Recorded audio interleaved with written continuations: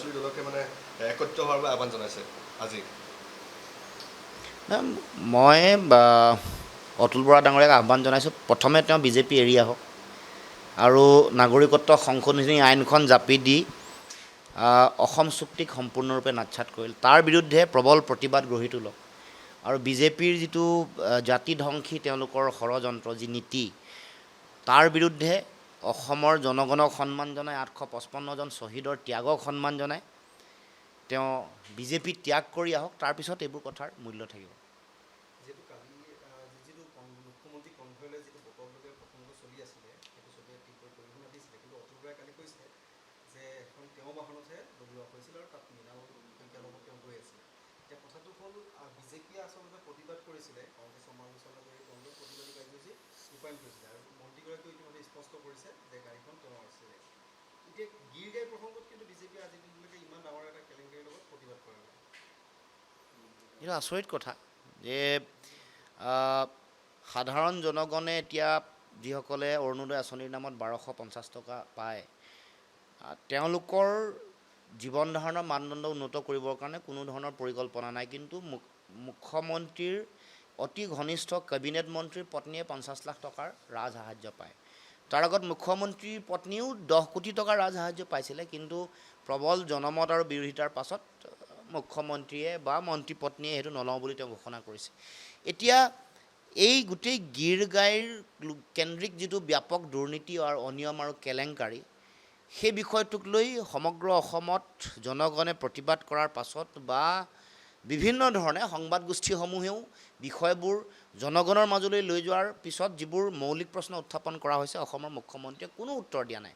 কিন্তু issue divert কৰিবৰ কাৰণে গীৰগাইৰ প্ৰসংগ আনিলেই বা ইয়াৰ দুৰ্নীতি কেলেংকাৰী বা অনিয়মৰ কথা আনিলেই তেওঁলোকে আকৌ দৃষ্টি আকৰ্ষণ কৰিবৰ কাৰণে কেতিয়াবা গৰুৰ মাংসক লৈ কেতিয়াবা তেওঁলোকে কাম কাজ কৰিব খুজিছে বা ইছ্যু ডাইভাৰ্ট কৰিবৰ কাৰণে বেলেগ বেলেগ বিষয় আনিছে।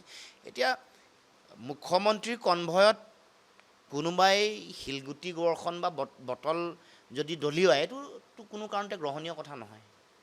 আৰু তাৰ যিটো এই যিটো এনেকুৱা ধৰণৰ ঘটনা যিবোৰ ঘটিছে, এইবোৰ আচলতে চৰকাৰখনৰ তেওঁলোকৰ যিটো গৃহ বিভাগ আছে, তেওঁলোকৰ দুৰ্বলতাৰ কাৰণে এনেকুৱা ঘটনা ঘটিছে। কাৰণ এনেকুৱা বহু কথাই চলি আছে যিবোৰ সাধাৰণ জনগণ নিৰাপদ নহয়, আমাৰ যিসকল নাৰী আছে তেওঁলোক নিৰাপদ নহয়, ধৰ্ষণৰ হাৰ বাঢ়িছে, নাৰীৰ ওপৰত আক্ৰমণ বাঢ়িছে বা হত্যা বাঢ়িছে, ৰাজপথত বিভিন্ন ধৰণৰ ঘটনা পৰিঘটনা বাঢ়িছে। এইবোৰ কি? এইবোৰ চৰকাৰখনে, মুখ্যমন্ত্ৰীয়ে, গৃহ বিভাগে তেওঁলোকে ল'ব লগা কাৰ্যব্যৱস্থা, তেওঁলোকৰ লগত জড়িত হৈ থকা ইণ্টেলিজেঞ্চ, SBA হওক, IBA হওক, তেওঁলোকৰ ইনপুট, এইবোৰৰ দুৰ্বলতা বা অভাৱৰ কাৰণেই এনেকুৱা ধৰণৰ ঘটনা ঘটিছে।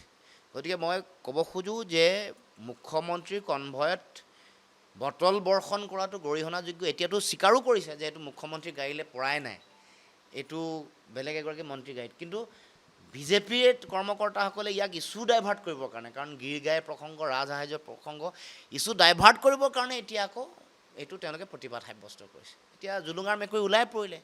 এতিয়া বিজেপিৰো এইসকল নেতা কৰ্মকৰ্তাক আহ্বান জনাইছোঁ যে সাধাৰণ কৰ্মকৰ্তাসকলৰ অৱস্থা ভাল হোৱা নাই বা বহু বিধায়কৰো তেওঁলোকৰো মানে যিসকল কিছুমানে অবাধে ধন লুটিছে আৰু কিছুমানৰ তেওঁলোকে সেইধৰণে সা সুবিধা পোৱা নাই, মুখ্যমন্ত্ৰীয়ে তেওঁলোকক সুযোগ দিয়া নাই। আপোনালোকে সকলোৱে জানে বহুতো অসন্তুষ্ট বিধায়ক আছে, বহুতো অসন্তুষ্ট মন্ত্ৰী আছে।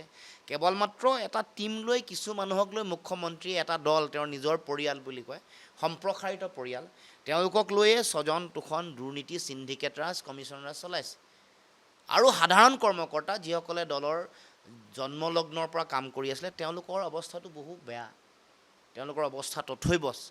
তেওঁলোকে সা সুবিধা নাপায়, তেওঁলোকৰ জীৱন ধাৰণৰ মানদণ্ড উন্নত নহয়, তেওঁলোক ধনী হোৱা নাই, তেওঁলোকক সুধিলেই গম পাব, তেওঁলোক সন্তুষ্ট নহয়। গতিকে আমি ক'ব খোজোঁ যে এতিয়া এই যে সাধাৰণ জনগণৰ ওপৰত প্ৰভাৱ পেলোৱা গীৰগাই, মানে আমি এই কথাই ক'ব খুজিছোঁ যে বেলেগক তেওঁলোকে এনেকৈ গৰু দি তেওঁলোকে যেনেকৈ মানে বেলেগক ব্যৱসায় কৰিবৰ কাৰণে বা পুহিবলৈ সুযোগ দিছে, সাধাৰণ জনগণ যিসকলে মানে হিতাধিকাৰীয়ে 1250 টকা পায়, তেওঁলোকক তেওঁলোকৰ জীৱন উন্নত কৰিবৰ কাৰণে কোনো ব্যৱস্থা গ্ৰহণ কৰা নাই। গতিকে বিজেপিৰো সাধাৰণ কৰ্মকৰ্তাসকলক আহ্বান জনাইছোঁ, তেওঁলোকে গিৰ্গাৰ বিৰুদ্ধে প্ৰতিবাদ কৰি সাহসটো দেখুৱাওক আৰু সাধাৰণ জনগণৰ পক্ষত থিয় দিয়ক।